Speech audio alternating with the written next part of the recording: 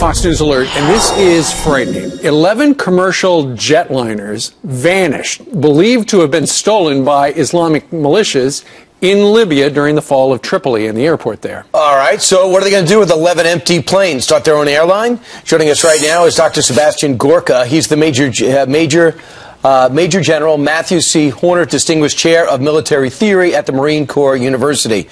What could they possibly be up to?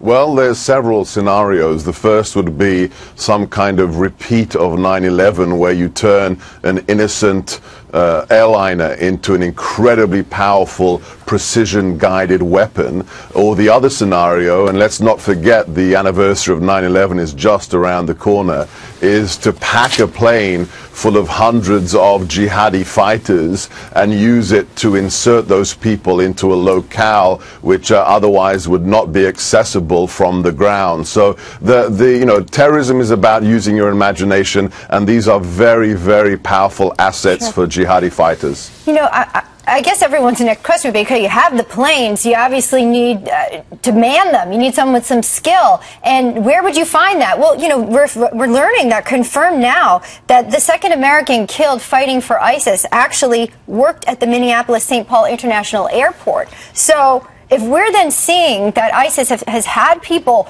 who have had airplane experience, airport experience, how serious in your mind, knowing this, combined with the planes that are missing, how serious is this threat of an attack?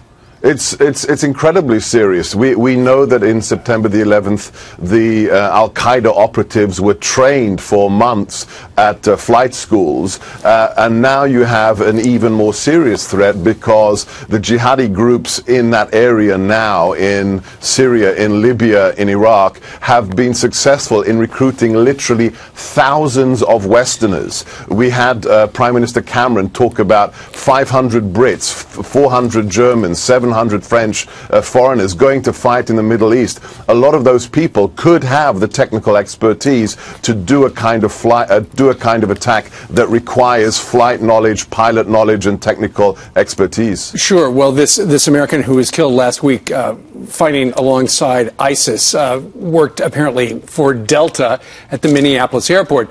He cleaned airplanes. Clearly, he couldn't fly one. But what would the targets be? Because presumably, the airplanes are still over there somewhere, aren't they?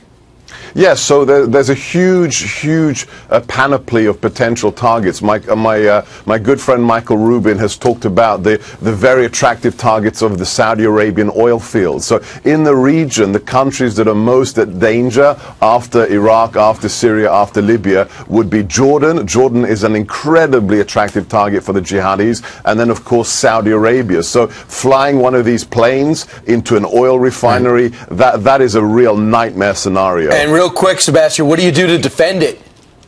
Oh, you've got to have air defense systems in place, or preferably really good human intelligence that tells you in advance what they're planning, and then you shut them down before they can even execute the mission. Unfortunately, we don't have much of that. He's at the Marine Corps University, Dr. Sebastian Gorka, joining us from D.C. Sir, thank you. Thank you. All right, 12 minutes.